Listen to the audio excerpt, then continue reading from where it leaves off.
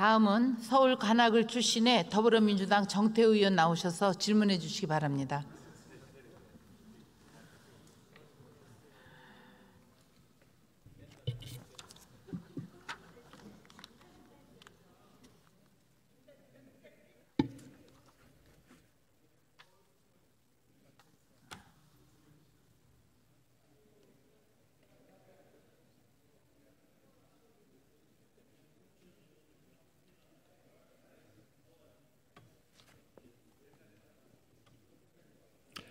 네, 총리님.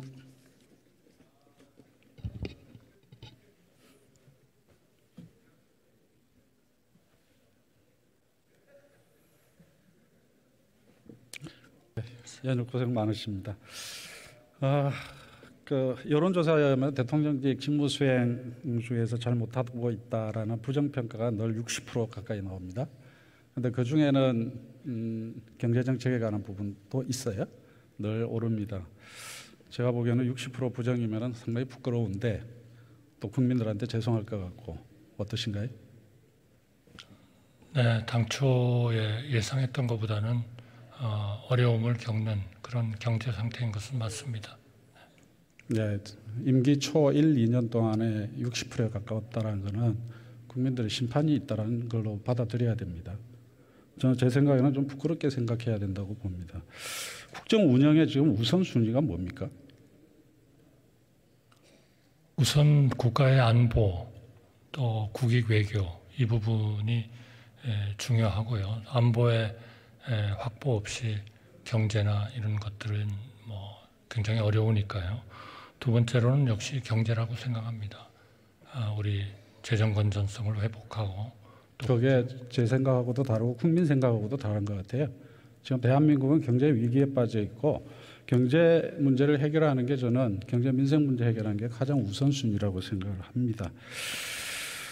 그러다 보니까는 여러 가지 혼란이 일어나고 있어요. 그러니까 대통령께서 오히려 국민들을 분열시키는 발언들을 너무 많이 하십니다. 지금 국민들을 경제 위기 극복을 위해서 온 힘을 모아야 될 때에 대통령께서 국민을 분열시키고 심지어 독립운동가까지도 갈라치기를 하고 있는 이런 상황이 지금 벌어지고 있다고 생각하거든요. 그래서 이제 그런 관점을 가지고 질문을 드리겠습니다. 아시다시피 세계 경제 성장률은 상향 조정되고 있습니다. 국가마다 좀 다르기만 합니다만은, 근데 우리나라는 2022년도에 정부에서 2.1% 예상을 했던 게 지금은 1.4%, 1.3%까지 외부에서는 또 평가를 하고 있죠.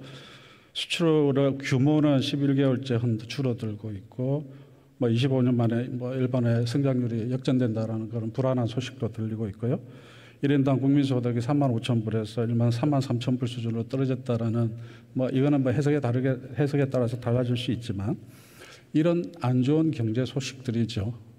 제가 보기에는 이 소식을 이걸 받아들이는 사람들 입장에서는 그냥 경제 폭망되는 거 아니냐 이런 걱정이 들 수밖에 없어요.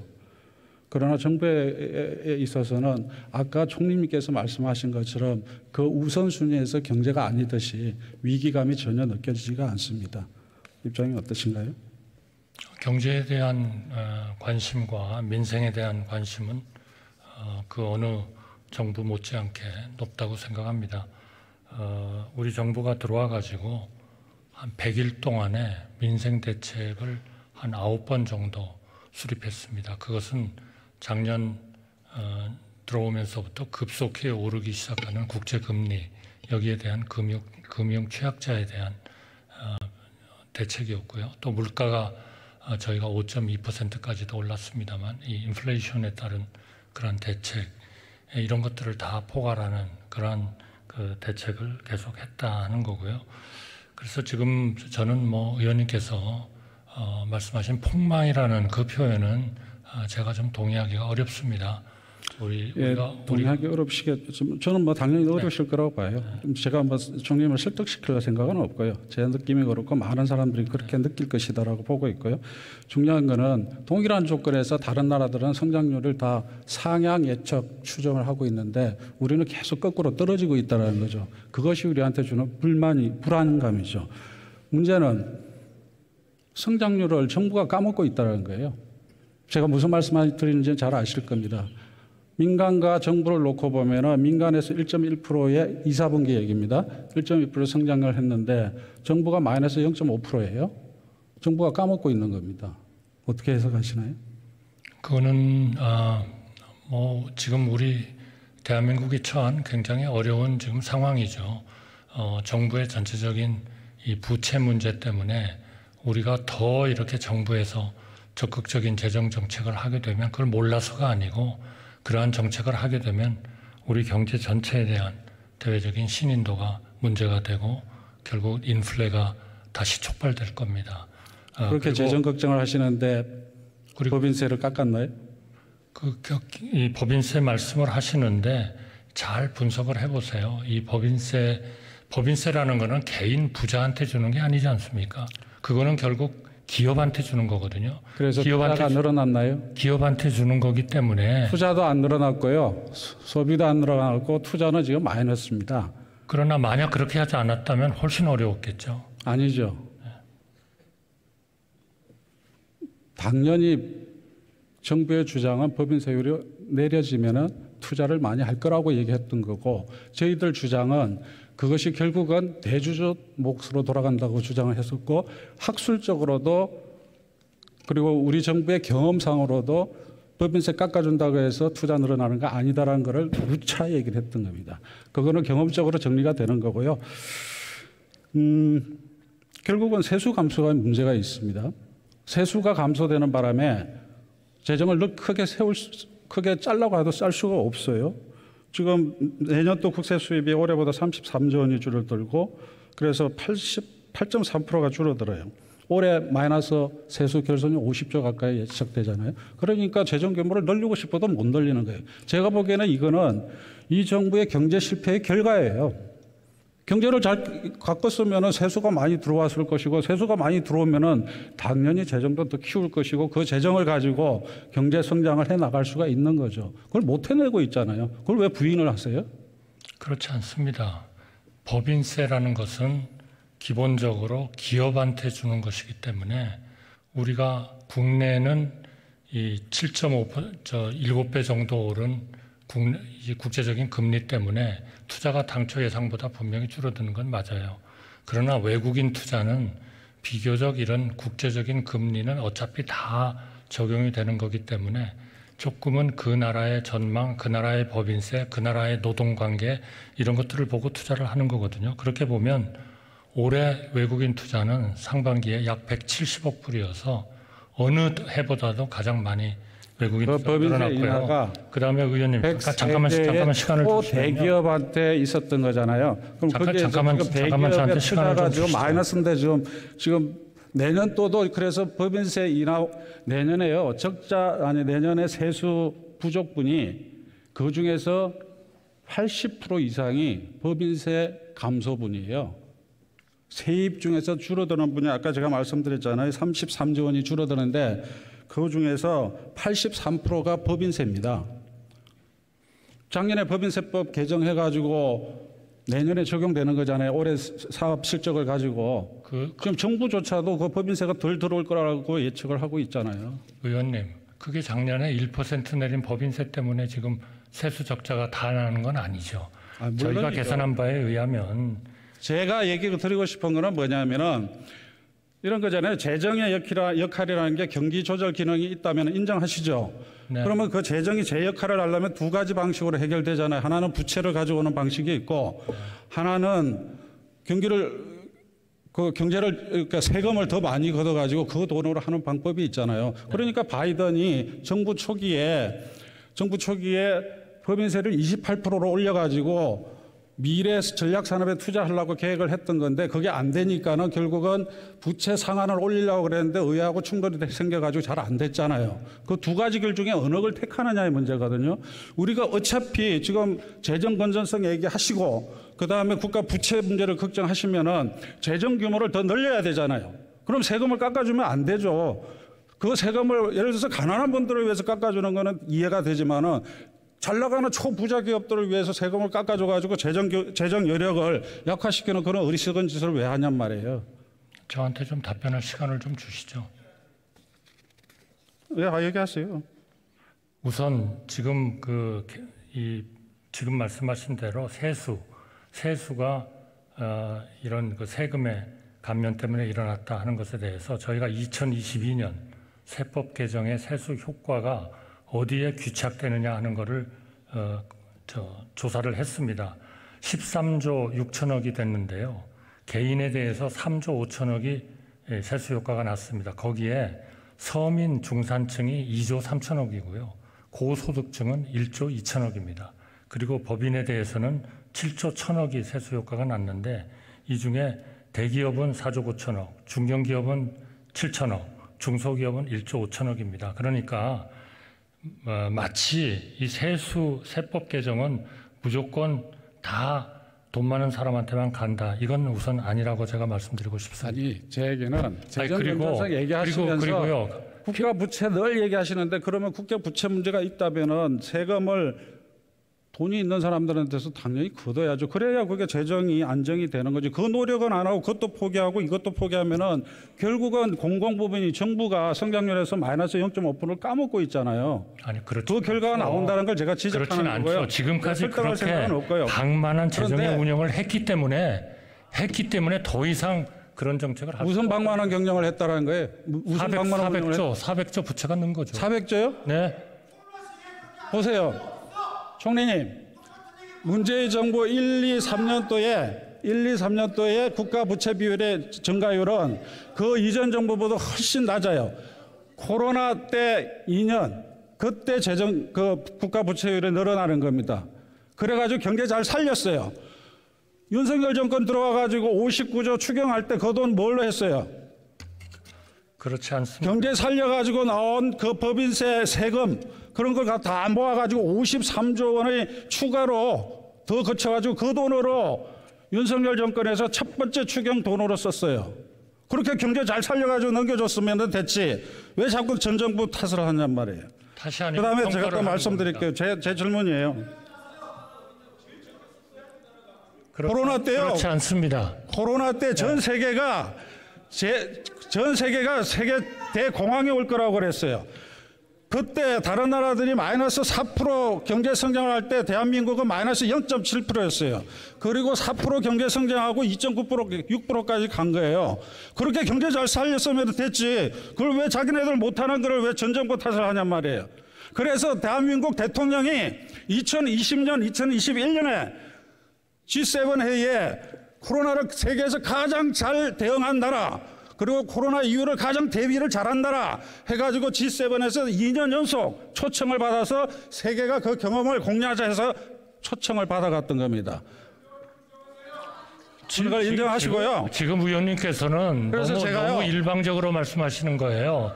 총리님이 일방적으로 얘기하시니까 제가 말씀드린 거예요. 아니 말씀을 들어보세요. 말씀을 들어보세요. 정확하게 얘기하면요. 말씀을 들어보세요. 총리님이 일방적으로 얘기하시잖아요. 의원님이 일방적으로 하시는 거죠. 여태까지 일방적으로 얘기하셨잖아요. 이제 제가 말씀을 할 기회를 주셔야 될 거 아닙니까?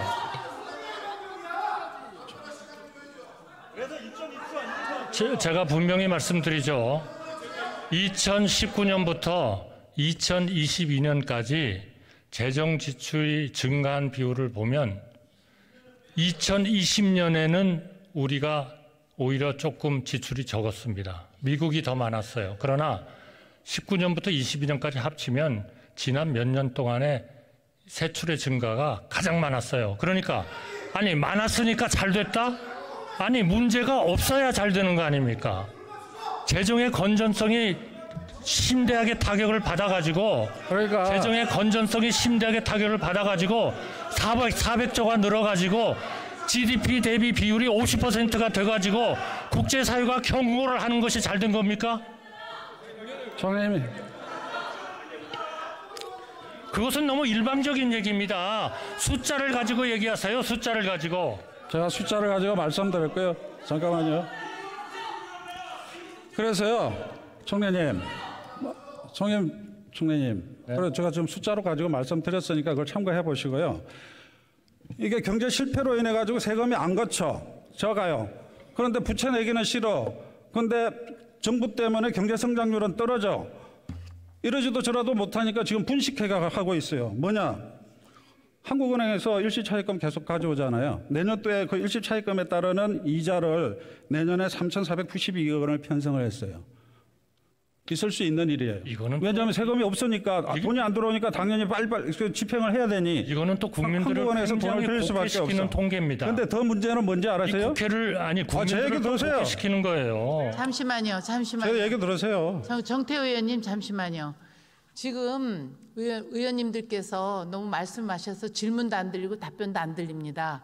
그리고 총리께서는 우리 의원이 질의를 하시면 질의 다 끝난 다음에 답변하셔야지. 지금 의원이 질의를 하시는데 답변하니까 질의 내용이 안 들립니다. 의원님들 처음에 대정부 질의할 때 오죽하면 국회의장께서 초등학교를 비유하셨습니까? 우리 지금 이게 국회 생방송이 되고 있으니까 의원님들께서 다 의견이 있으셔도 질의의원 다 들으시고 답변 좀 들어주셨으면 좋겠습니다. 질의하십시오. 그래서 어떻게 분식 해결을 하냐면요. 외평채 기금이 있어요. 그거를 공자기금으로 가져옵니다. 그 외평채 기금은 외환 관리를 위해서 쓰는 돈이에요. 국가 부채 비율을 안 늘리려고 거기서 돈 가져와가지고 공자기금으로 가져가지고 세탁해가지고 그걸 정부 일반 회계로 가져와가지고 그걸 쓰려고 그러잖아요. 그런 게 분식입니다. 대통령이 얘기하는 분식이라는 게 이런 게 분식이에요. 의원님 그것도 굉장히 이렇게 했을 경우에는 외자 관리에 문제가 생길 수도 있어요. 말씀을 드릴까요? 네. 우선 지금 의원님께서 말씀하신 분식이라는 표현은 전혀 맞지 않는 얘기입니다. 어느 재정도 연간 운영을 위해서 돈이 필요하면 한은에서 꾸고 또 세금이 들어오면 갚는 거예요. 지금 말씀하신 대로 세수는 분명히 외평채에서 부족합니다. 가져오는 경우는 아니 다르죠. 제가 답변을 하니까 조금만 들어주세요. 그러니까 아니에요. 이 시간은 들어가지도 않지 않습니까? 왜 설명을 자 그렇게 보면 세수가 부족한 거를 그러면은 어떻게 할 거냐? 그거는 재정으로서는 당연히 어떤 조치를 해야죠. 그러면은 여유가 있는 데에서 당장 필요하지 않은 데서 이거를 서로 간에 대차를 하는 거는 당연한 겁니다. 그러면 지금 외평기금을 말씀하셨는데 또 우리의 외환시장에 대한 혹시 개입이 어려워지지 않느냐 하셨는데 외환시장의 개입을 외평채만 합니까? 제일 중요한 거는 한국은행이 정부하고 같이 그러한 필요한 외환의 문제가 있으면 같이 개입을 해서 하는 겁니다. 그러니까 정부의 기금의 여유가 있으면 세금이 많이 거쳤으면 좋겠죠. 저는 그 세금이 완전히 법인세 인하 때문에 생겼다. 물론 법인세가 경제가 안 좋으니까 많이 세수가 결손이 나는 건 맞아요. 그러나 만약에 그렇게 어려운데 법인세도 인하를 안 했다면 더 어려워졌을 거 아닙니까? 어째서 세금을 많이 걷어서 계속 재정에 지출만 하라는 겁니까? 그거는 대외적으로 받아들이지 않는데 우리가 일방적으로 우리 부채를 일방적으로 늘리면 결국 그거는 우리 신인도 저하, 우리 기업들의 차입 코스트의 증가 이런 거는 나타나는 거 아니에요. 그거 서민이 힘들어지는 겁니다. 총리님, 기금을 관리하는 사람들이 지금 뭐라고 얘기하는지 알아요? 정부에서 다 가져가는 바람에 기금 운영이 어렵다고 그럽니다. 참고하십시오. 제가 분식회가 얘기한 거는요. 대통령이 문재인 정부를 분식회가 했다고 얘기했기 때문에 말씀드리는 거예요. 대통령의 말 한마디가 이렇게 갈등을 불러일으킬 수도 있습니다. R&D 예산 말씀드릴게요. 대통령이 6월 28일 재정전략회의에서 한마디 하면서 R&D 예산이 다 깎여버렸어요. 31조 원 올해 23년 31조 원이 25.9조 원으로 깎였습니다. 대통령 한마디로 이렇게 막 무너져도 되는 건가요?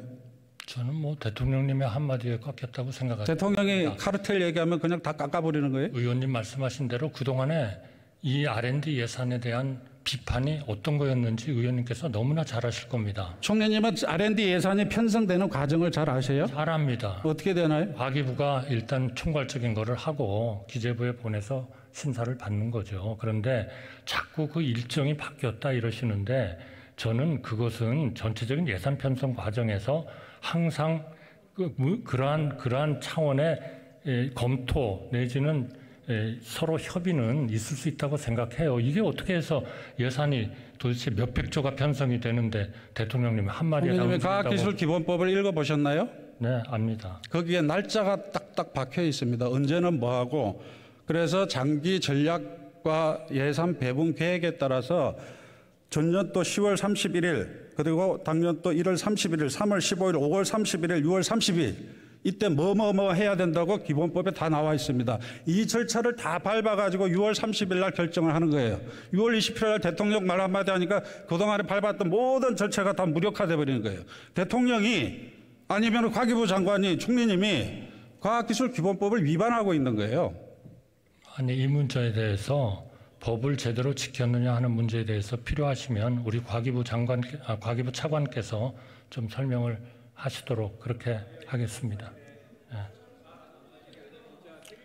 이거는 법에요. 날짜가 적혀 있다니까요. 아니, 법에 제가 6월 30일로 딱 적혀 있다니까요. 아니, 그러니까요. 저는 이것이 다 이런 합법적인 방법을 절차를 거쳐서 편성이 됐다고 생각하는데 제가 이 모든 것을 다 기억하고 있지는 못하니까 필요하다면 과기부 차관으로 대통령이 말씀 한마디 하는 바람에 그 앞에 과정이 다 무력화되고 그 관련 부처나 연구기관에서는요 6월 28일 날 그 일이 있고 나서 7월 5일 날 예산을 새 예산안을 제출합니다. 5일 동안에 20%씩 다 깎아지고 요구서를 내요. 이게 무슨 나라입니까 이게 무슨 정부예요? 구멍가게도 이렇게 안 해요. 아니, 그거는 또 의원님의 일방적인 지금 주장이시죠. 그러니까 그 절차가 어떻게 해서 이루어지는지를 우리 과기부 차관으로 하여금 설명을 드리겠다고 말씀드리지 않습니까? 제가 다 기억을 못 하겠어요, 그거는요. 이게 지금 차관 나와 보세요.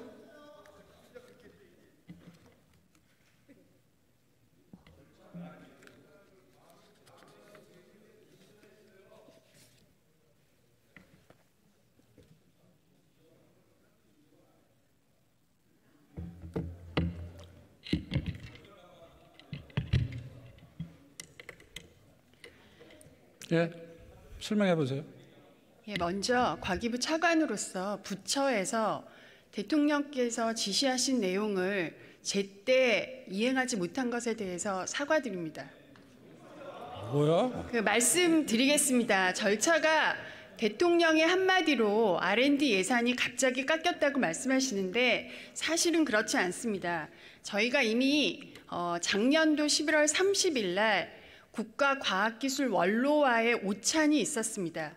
그때 과학기술 원로들께서 나눠 먹기식 예산을 지적을 하셨고 이 부분에 대해서 대통령이 그 지적을 받으셔서 이와 관련해서 원로들의 혁신적인 그런 아이디어를 잘 받아서 당시 그 자리에 계시던 과기부 장관께 R&D 혁신을 하라고 지시를 하셨습니다.